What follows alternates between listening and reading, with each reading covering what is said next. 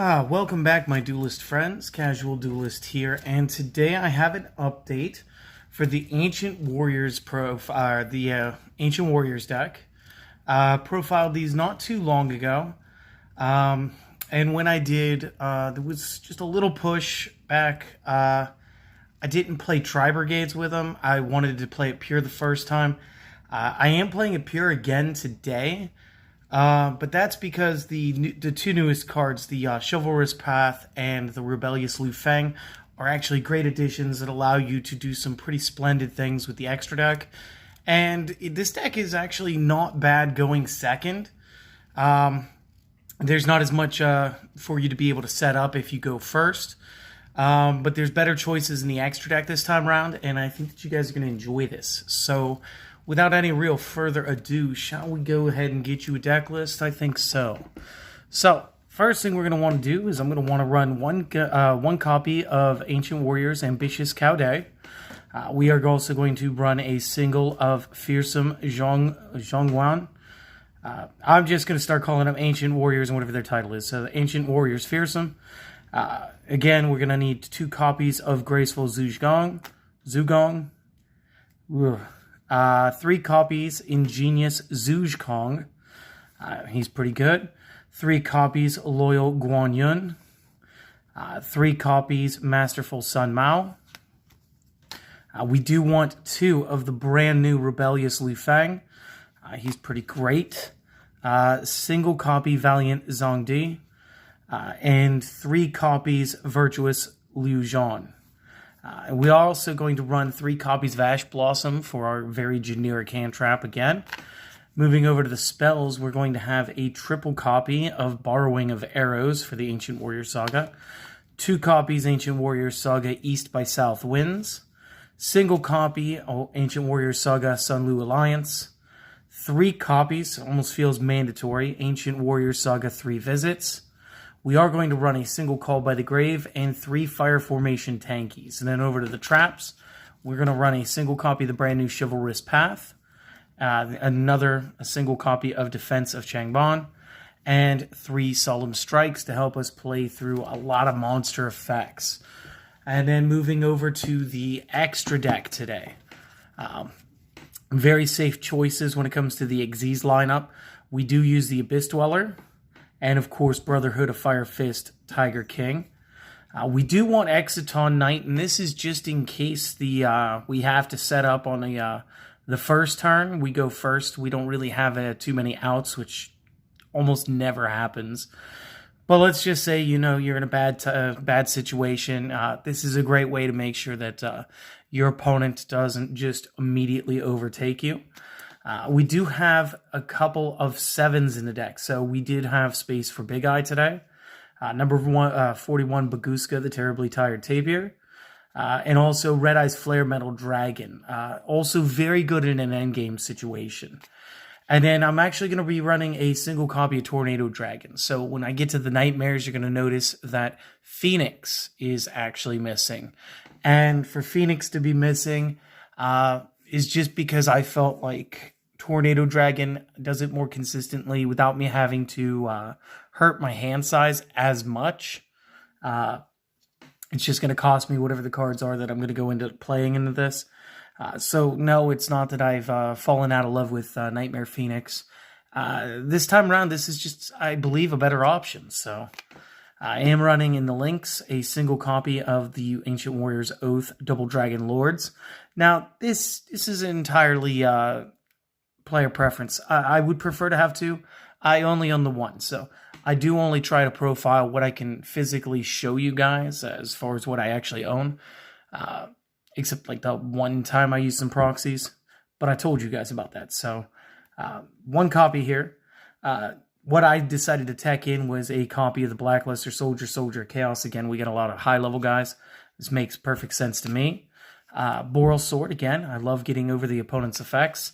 Another thing that kind of made it easier to take Phoenix out was a single copy for the Firefighting Darumadal. Again, we got the IP Masquerena, we still run Cerberus, we still run Unicorn, and rounding it out, we're going to use the brand new Underworld Goddess of the Closed World. So that is the deck profile. If that is what you guys showed up for, then thank you for watching. If this list helped you in any way, maybe consider subscribing. Please let your friends know about the channel. But most importantly, you guys have a great day. You guys are still on YouTube. There's plenty of other videos. Go watch a funny cat video or something. But definitely go have that great day. For everybody else, let's start discussing card effects. Some people may not know these, so I'm going to take the time. I'm going to break them all the way down for you. And then as we go, we'll talk about like what you would do. So the first guy that we're going to be using is Kaude. And again, this is an 8-star Fire Beast Warrior. Again, everybody in this deck outside of Ash Blossom is going to be a Beast Warrior, which is fantastic. This guy's got some good stats, 3,000 by 2,500. Effect, while you control another Ancient Warrior's monster, your opponent cannot target this card with card effects. Also cannot be destroyed by your opponent's card effects. Kind of like the best boss monster, right? You can only use each of the following effects of Ancient Warrior Kaude once per turn. First effect, if a card or cards your opponent controls is destroyed by battle or card effect, you can send one other card from your hand or the field to the graveyard in order to special summon this card from the hand. And what you're going to notice is this is really going to allow us to use some of the extra effects of all those continuous spells or free ourselves up from having all those continuous spells. So he's actually, you can gain advantage from this rather than just looking at it as a cost. Also, if you are going to send a monster, maybe it's the monster that destroyed a card in battle, and you're going to replace that one card now with this card, and use it as a sort of like a press for damage, just leading up into a much stronger battle phase. Second effect, third, I guess. When this card destroys an opponent's monster by battle and sends it to the graveyard, you can special summon that monster to your side of the field in defense position. And this is one of the things, again, during main phase 2, we're going to be able to create link builds. We're going to be able to set up IP Masquerena more effectively. And this is really going to lead into our new Link 5, the Underworld Goddess. And again, it's all good. So great card. Fearsome Zong Yuan, maybe, I hope. Good 6-star here. His effect, all other Ancient Warrior monsters you control cannot be destroyed by battle, which is fantastic. It helps some of the stability. And you can only use each of his effects, following effects, once per turn. So, first effect, at the start of the damage step, when your Ancient Warrior monster battles an opponent's face-up monster, you can special summon this card from your hand. And if you do, that opponent's monster loses 1,000 attack. So that's also pretty cool because he's going to jump onto the field, summon self, and he's going to be doing it during the damage step. So again, we don't have to worry about things like, well, you do have to worry about Strike, because Strike is a counter trap and it's going to go after the monster effect, but not so much the summon. So like something like a Torrential Tribute actually will miss timing when you go to use this. And it is because it is damage step during the damage step. And sometimes this isn't always a well-known fact. The only cards that can be activated are either counters or cards that are going to modify attack and defense values. So again, that's why I said Strike can get him, but only because it's the monster effect. Second effect, if a card or card your opponent controls is destroyed by battle or card effect, you can target one card your opponent controls and destroy it. So again, this is also going to allow you to press for more advantage. Again, we're going to beat over one of our opponent's monsters by summoning this, lowering its stats. Again, this could be very helpful with eliminating Dragoon, because if Dragoon's only gotten one negate so far and did successfully manage to destroy card, then what's going to happen is you're going to be able to rip that 1,000 points that it had gained and drop it back down to a 3K. But because we did destroy that card by battle, then we get to target another card they control and destroy that as well. So we get to make do in the battle, summon him as an extra body, which is going to be an extra attack anyway. And when we destroy that first monster, we can destroy, maybe the only other monster card they have. So again, I like him at 1. I do believe he was searchable through effects of the deck, so I put this together like kind of last second. This one I did not get to play test. I'm going entirely based off of what I did the last time and just incorporating a couple new cards. So I do apologize. We get the 2 copies, Graceful Zugong, or Zhaogong, something like that. You can target 1 continuous spell trap you control, send it to the graveyard, and if you do that, add 1 Ancient Warrior spell trap from your deck to the hand. If your other Ancient Warrior's monster's effect is activated, except during the damage step, you can target 1 effect monster your opponent controls, negate that until the end of the turn, and you may only use each effect once per turn.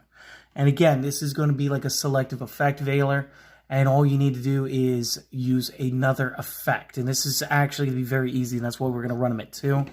And this is going to generate you some advantage. Then we're going to go to Ingenious Zugong, one of my favorite cards.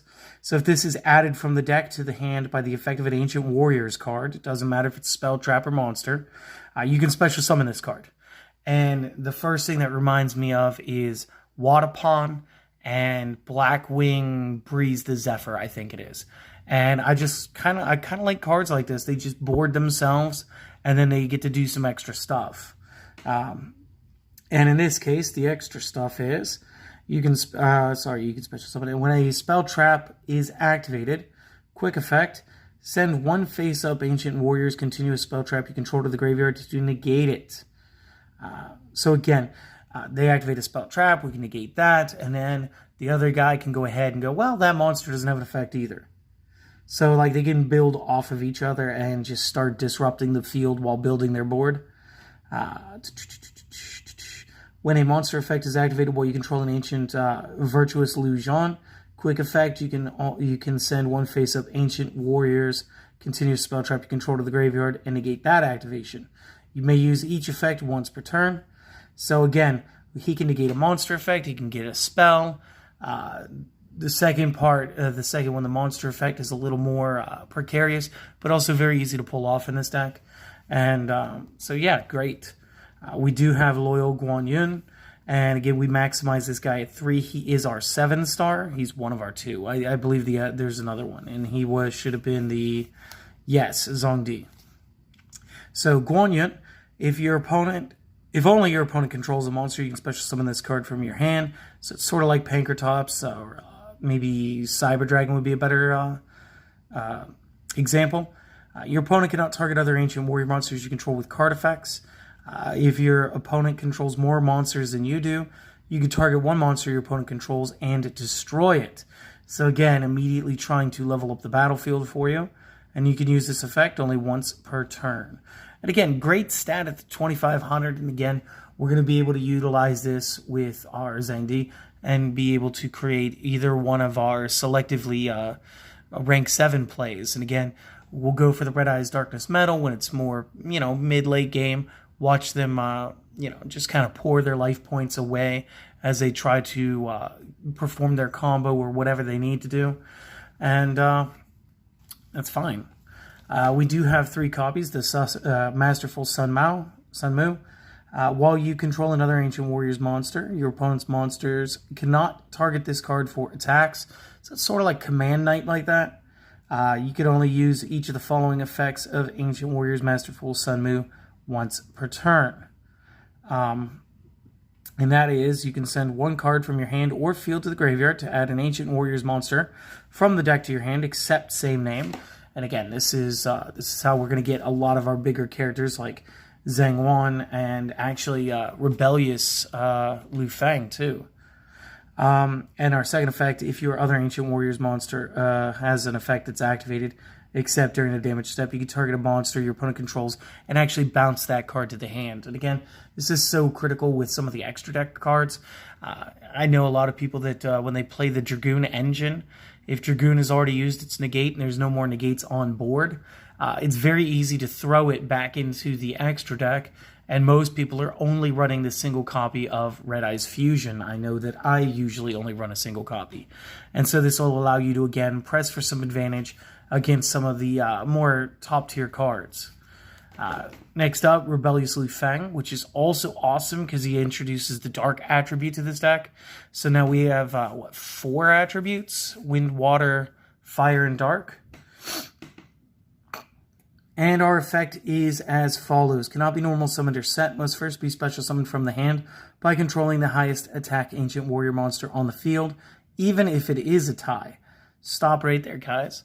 How many times do you really play a mirror match in a time period where other decks like Virtual World and Drytrons are actually doing quite well? Unless you're playing in an area full of rogue decks, you should almost always be the only Ancient Warrior player. And that means that this guy is always an extra summon. Going back to the effect, you can only special summon this character once per turn this way. Once per turn during the main phase, as a quick effect, you can destroy the one face-up monster your opponent controls with the highest attack. And of course, if it is a tie, you get to pick. Also, you cannot activate monster effects the turn you activate this effect, except Ancient Warriors monsters, which is fine. Again, that's kind of the reason we went pure this time. Again, I felt like this card, sort of needed it. Also, once per turn during the end phase, if your opponent controls a monster with the highest attack on the field, even if it is tied, Rebellious Lu Fang will actually swap sides to your opponent's side of the field. Now, what is funny about that? And I know a lot of people quote or equate this deck to that video game Dynasty Warriors, but there's an old story, The Three Kingdoms, and the character that this guy is based on is a notorious traitor. And so I love the little details between the art, the armor, making sure that the different regions were properly shown. And just the way that his effect ends up working out is just like Konami really did their homework with these.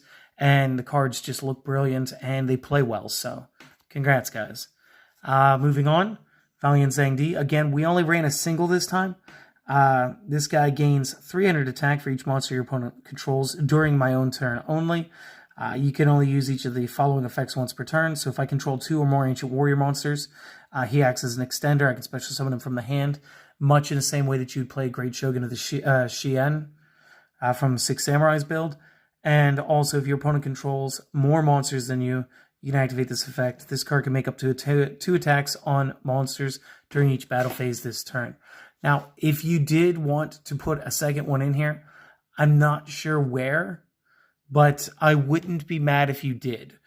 He definitely is a good card. So, moving on, we do have the last of the Ancient Warriors monsters, the Virtuous Lugian.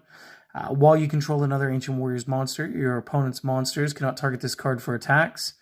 You can only use each of the following effects once per turn. If your opponent controls more monsters than you, you can send 1 card from your hand or field to the graveyard. Special summon 1 Ancient Warriors monster from your deck, except same name. And again, this will allow you to special summon everybody but Rebellious Lu Fang. And then the last effect, when an attack is declared involving another Ancient Warriors monster you control, draw 1 card. And again, I don't know why you wouldn't want to just get the free draws, but that's why we maximize at 3 here. Again, we do have the Ash Blossom, and Ash Blossom does give us the ability to stop a lot of common effects, whether it be tutoring or summoning from the deck, or even cards like Foolish Burial that want to send cards from the deck. So again, we maximize at 3 there. Moving over to the spells, we do start off with the Ancient Warrior Saga Borrowing of Arrows. Continuous. The effect reads as follows. You can target 1 face-up monster your opponent controls and 1 Ancient Warriors monster that you control. Until the end of this turn, have your opponent's monster and give it to your monster, even if this card would leave the field. And it should just be for the turn. Yeah, until the end of this turn. If this card is sent to the graveyard while you control Ancient Warriors monsters with 2 or more different attributes, again, we're now up to 4. You can place 1 Ancient Warriors continuous spell trap from your hand or deck face up on the field, except Borrowing of Arrows. You can use each effect only once per turn. And again, this will allow you to essentially activate another card. So, fantastic. Another great one, East by South Winds. I like it at 2. I didn't see it enough at 1 and 3, just too much. The effect, you must send this card to the graveyard during your second standby phase after activation. Once per turn during your main phase, you toss a coin, and if the result is heads, send this card immediately to the discard pile. If this card is sent from the spell trap zone to the graveyard, you can activate the following effect. This turn, your opponent cannot activate cards or effects in response to the activation of your Ancient Warrior cards and effects. Also, until the end of the turn, all Ancient Warrior effect monsters you currently control gain the following effect. And that is, when this card declares an attack, you can destroy one card your opponent controls. And this is why I'm so in love with all of these effects that actually allow me to get rid of my own spell traps. Because I do want to play this, I do want to see this go, and while I'm attacking, I would love to press for game and more advantage. So I get the attack, I get the destruction.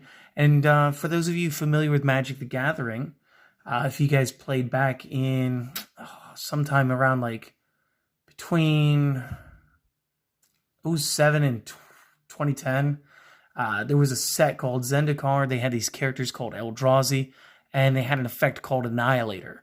And every time they attacked, they destroyed an amount of cards, your opponent's choice, up to the degree of Annihilator every turn when they attack, before the attack actually gets blockers and everything. And it was crazy, and this is very reminiscent of that. We do have the single Sunlu Alliance. The effect is, if you control an Ancient Warrior monsters with 2 or more different attributes, you can declare one attribute. The opponent cannot activate the effects of monsters they currently control with that attribute until the end of this turn, even if this card does leave the field. If your opponent special summons a monster or monsters, you can activate an Ancient Warrior's or you activate an Ancient Warrior monster's effect except during the damage step. You can make all Ancient Warrior monsters you control gain 300 attack for each Ancient Warrior's monster you control until the end of this turn, even if this card leaves the field, and you can use each effect once per turn. Now, what I like about this, and the reason it's only at 1, I'm not so into that big power-up, but as long as we have 2 or more attributes, we get to declare any one attribute. And it doesn't have to be from the attributes that we control. But a lot of decks play very linear. Harpies play just wind. Blackwings play just dark. Lightsworn, for the most part, plays just light. Things like this. Salamangreat, just fire. And this means that our opponent cannot activate the effects of their cards for that turn that have that attribute. And again, you can do this to great cards that have already set up, like Appaloosa or Boral Savage.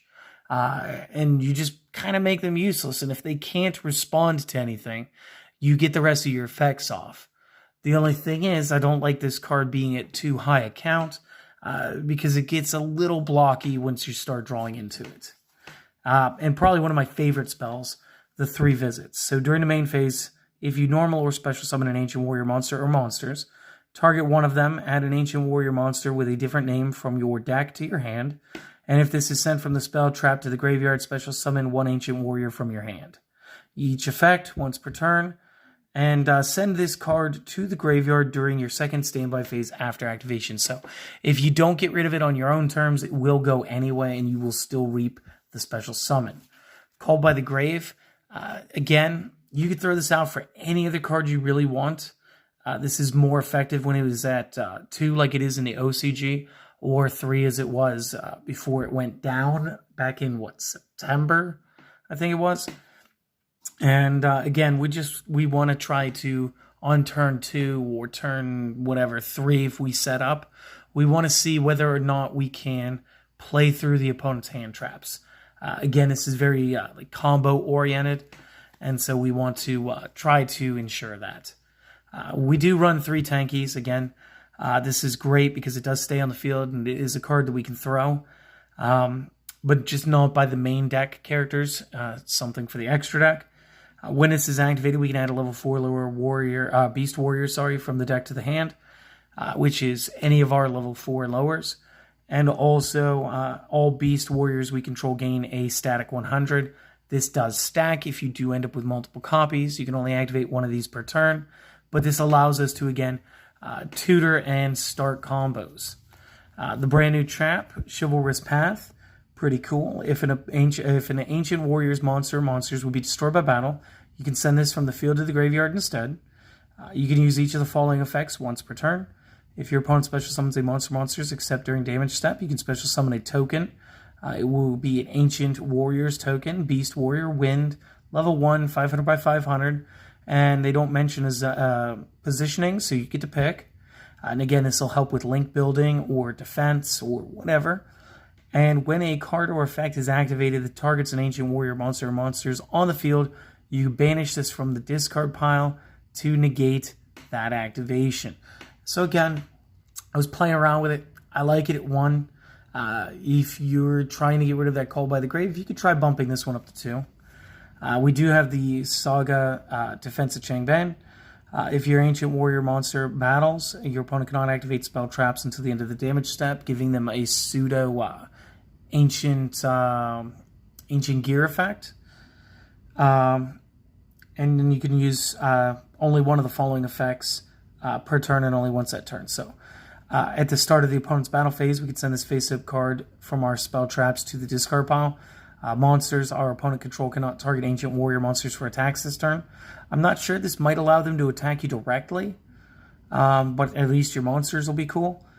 Especially if you have other link monsters, bigger links, then they will have to turn their sights to those. And the last one, when an opponent's monster declares an attack, you can banish this from the graveyard, special summon an Ancient Warriors monster from your deck, and again, anybody but Lu Fang. And again, 3 strikes. Just, we're trying to take out monster effects and special summons. So that allows us to play through a lot as well. In the extra deck, we do have the Abyss Dweller. The fun fact here is, since we do have Sun Mao, we do have the ability to have, okay, also Zugong. We do have the ability to actually increase water attacks. When this has a material that is originally a water attribute, all of our water monsters gain 500. It'll actually take this guy up to 2200. And then, of course, the once per turn detach material and stop your opponent from activating card effects in the graveyard during the turn. So that's good. We do have Brotherhood of the Fire Fist Tiger King. And again, we do have fire formations in here. We do need 2 level 4 Beast Warrior types. When this card is Xyz summoned, we can set a fire formation spell trap directly from the deck, which again allows us to get our tanky and flip it. I know a lot of players are also playing Tensu, or they should be playing Tensu. Again, depending on how aggressive they want to play the strategy. And again, that'll allow you to get an extra normal summon of a Beast Warrior, so maybe play that one too. Once per turn, detach material from this card. Negate the effects of all face-up effect monsters currently on the field, except Beast Warrior, until the end of your opponent's turn. So again, this could allow you to do some crazy things. And the last part is just about summoning up, send 3 fire formation spell traps you control to the graveyard, special summon 2 level 4 or lower Beast Warriors with the same attack from the deck in face-up defense.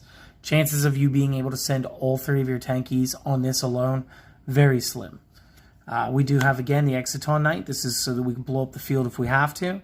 Once per chain during my main phase or my opponent's battle phase, if my opponent has more cards in their hand and field than me, quick effect, I detach material, destroy all other cards on the field except this. And then my opponent takes no further damage during the turn. So not bad. We do have number 11 Big Eye again, 2 level 7s, once per turn, detach material, target a monster the opponent has. And then I gain control of it. And it is permanent. It's not till end of the turn. Only drawback, Big Eye can't swing that turn. That's fine. Baguska, another card in case we need to take defensive posture here. Once per turn during the standby phase, detach 1 material from this card, non-optional. If I cannot, I destroy this card. This attack position card cannot be destroyed by opponent card effects. My opponent cannot target this attack position card with card effects. While this card is in face-up defense, change all face-up monsters on the field to defense and negate the activated effects of monsters that are in defense when their effect was activated. So, pretty good. Red Eye's Flare Metal, again, cannot be destroyed by card effects while it has Xyz material. While this card has Xyz material, every time our opponent activates a card or effect, inflict 500 points of damage on resolution. Again, we don't need to worry about summoning the Red Eye's normal monsters, so the rest of the effect is null to us. Tornado Dragon, again, the reason I prefer this over the Phoenix. Phoenix requires me to discard a card. Tornado Dragon, for the same 2 cards and me stacking them, I get to MST twice, so once per turn. Quick effect, attach material, pop a spell trap. So a little less requirements, a little less cost to it. Ancient Warrior Oath, 2 Beast Warriors, including a Wind attribute Ancient Warrior. All Ancient Warrior monsters I control gain 500 attack and defense. This will apply to self and make it 1600. You can only use each of the following effects once per turn. If this is Link summoned, add an Ancient Warrior's card from deck to hand. And again, this will allow you to tutor anything, spell, trap, or monster. And quick effect, you can send 1 card from your hand or field to the graveyard, target a face-up card your opponent controls, and return it to the hand. And again, that's sort of like the Wind attribute bounce effect, and allows for a lot of field manipulation control. That's why I would like to have had a second, but I just don't own it. Blackluster Soldier, again, all the crazy effects. 3 monsters, different names. And if I use a 7 or higher monster or monsters as material, the opponent cannot target it with card effects, and it cannot be destroyed by opponent's card effects. So again, in this deck, perfect substitute for the second, second Double Dragon Lord. And again, when it destroys an opponent's monster by battle, I get one of the following effects. Either give it a permanent 15, get it to where it starts beating over everything, give it a second attack during the next battle phase, not my style, or banish a card on the field. And it's just sort of an upgrade because we get to attack and banish a card, and it could be spell trap, it could be a field spell. It's awesome. Boral Sword, again, is going to let us power over a lot of things. Firefighting Darumidal, 2 Beast Warrior, and or Wing Beast monsters. Perfect for this deck. This card gains 100 attack for every Beast Warrior, and Wing Beast monster on the field. Once per turn, target 1 spell trap on each side of the field and destroy them. And again, this will allow you to get a lot of your effects while performing a field control. And again, this is, to me, a little bit better than playing that Phoenix. When this card destroys an opponent's monster by battle, you can target one of your Beast Warrior, or Wing Beast monsters that is banished or in the graveyard and add that card back to your hand. And again, we can have, it doesn't say the cards that this points to. It's 100 for each monster on the field that is one of those 3 types. So he will count himself, start at 16. Can gain an extra 500 from my side alone to go to 21. So fantastic. IP Masquerena, during the opponent's main phase, we can quick effect. Link summon a Link monster using materials I control, including this card. You can use that only once per turn. And a Link monster that uses this card as material cannot be destroyed by the opponent's card effects. This allows us to go into like a better Unicorn, a better Boral Sword, a better Blackluster Soldier, just giving them blanket protections. Again, Cerberus and Unicorn for obvious reasons. And my new favorite Link 5, Underworld Goddess of the Closed World. So this neat requires 4+ effect monsters. So 4 monsters in the minimum. And really, we just need 3. You can also use 1 monster your opponent controls as material to Link summon this card. And again, IP Masquerena will be 2. The one that we can use from our opponent's side of the field. So we only need to have 2 more monsters with IP. Not terribly difficult in this deck. If this card is Link summoned, you can negate the effects of all face-up monsters your opponent currently controls. That's a big whoopsie for them. This Link summoned card is unaffected by your opponent's activated effects unless they target this card. So that's cool. Anything that isn't specific is just null. And then once per turn, when your opponent activates a card or effect that special summons a monster or monsters from the graveyard, you may negate that. So again, we stop some resurrection. And again, we got a cool boss stat of 3k.